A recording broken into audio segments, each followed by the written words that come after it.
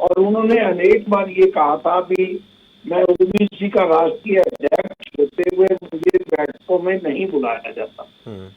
देखो, मैं उनको बदला जाना था, समय कौन सा था, कहा उसको स्टेज पे भेजा गया नहीं भेजा गया अलग बात है, लेकिन अगर कांग्रेस पार्टी इससे आगे बढ़ती हुई, कांग्रेस पार्टी एलओपी बना ले, प्रदेश अध्यक्ष को बदल ले, जिला अध्यक्ष बना ले, जैसा कि राहुल गांधी ने अहमदाबाद में कहा कि हम जिला अध्यक्षों को एक नई शक्ति देंगे।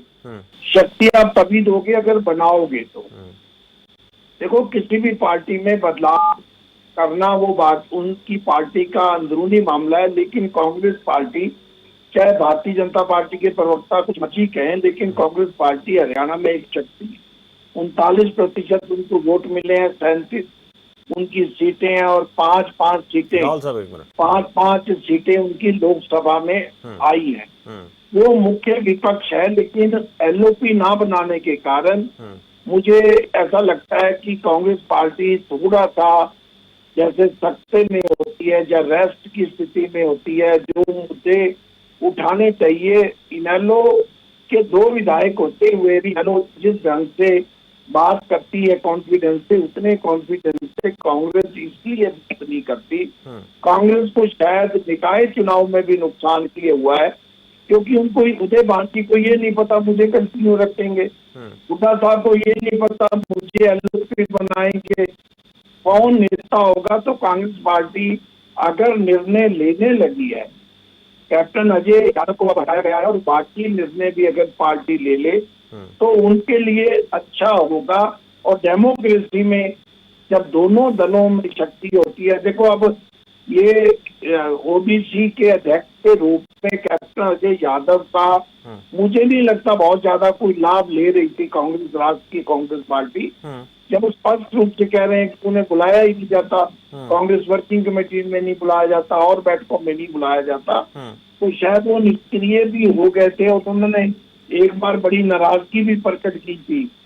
तो देखते हैं क्या होता है, लेकिन कांग्रेस पार्टी को इससे आगे बढ़ते हुए प्रदेश हरियाणा के लेकिन भाटिया साहब, मैंने देखा कि जब एक बार एक प्रसंग आया था जब किरण चौधरी ने मनोहर लाल जब मुख्यमंत्री होते 2016 की बात है, तारीफ की थी किरण चौधरी ने कि ईमानदार व्यक्ति मनोहर लाल, तो उस दौरान इन्होंने हाँ में हाँ मिलाया था कि हाँ किरण चौधरी ने सही कहा, मनोहर लाल ईमानदार व्यक्ति हैं।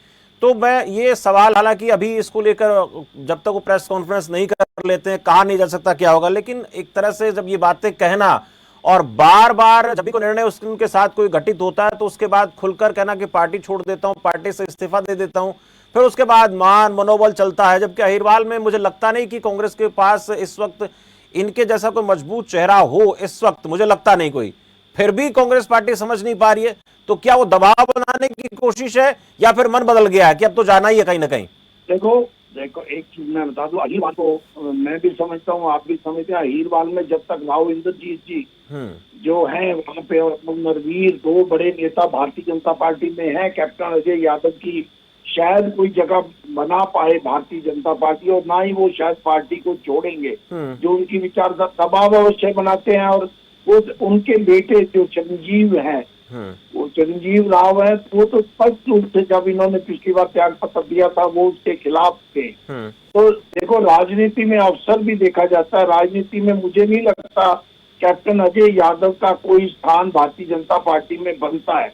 मनोहर लाल जी को ईमानदार कहना, किरण चौधरी ने कहा, उन्होंने कहा मनोहर लाल जी की कुछ अच्छी बातें हैं, खर्ची पर्ची के बिना उनके जो पक्ष के नेता हैं, कुछ और लोग भी हैं, चाहे दबी जबान में कहें, उनके बारे में ये अवश्य कहा जाता है, जैसे मनमोहन सिंह जी के निंदक सारे लोग उठ सकते हैं लेकिन उनकी ईमानदारी पे किसी को शंका नहीं थी। इसी प्रकार मनोहर लाल जी की भी ईमानदारी पे शंका नहीं थी, लेकिन मैं एक भाजपा के प्रवक्ता के पास जाने के लिए कह दूं, मनोहर लाल जी के दूसरे टर्म में खुलकर भ्रष्टाचार हुआ, जो किन्होंने किया, वो मुख्यमंत्री थे, फिर भी भ्रष्टाचार क्यों हुआ, और अब उसके अनेक लोगों के खिलाफ पर्चे दर्ज किए जा रहे हैं, तहसीलदारों को सूची जारी की जा रही है, पटवारियों की जारी की जा रही है, तो वहाँ भ्रष्टाचार होता रहा उनके मुख्यमंत्री रहते हुए। सेम मैं दोनों को देखता हूँ, मनमोहन सिंह जी और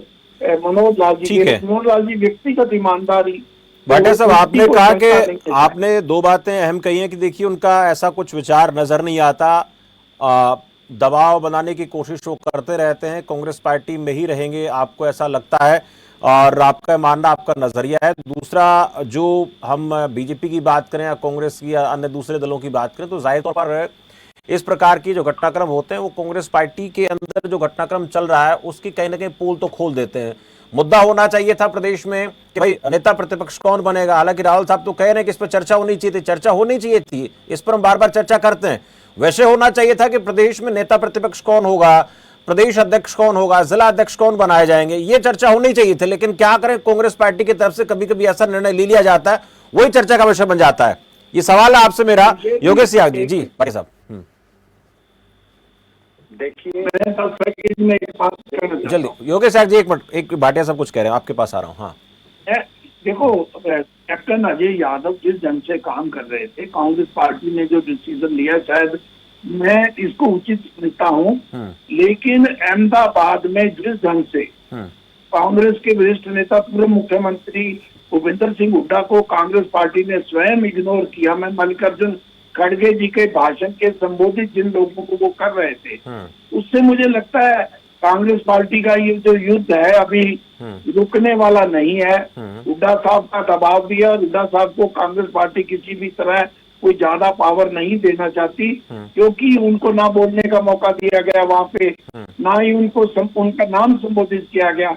जबकि सुरजेवाला जी को बहुत और कुमारी शैलजा को वहां पे ज्यादा महत्व दिया गया।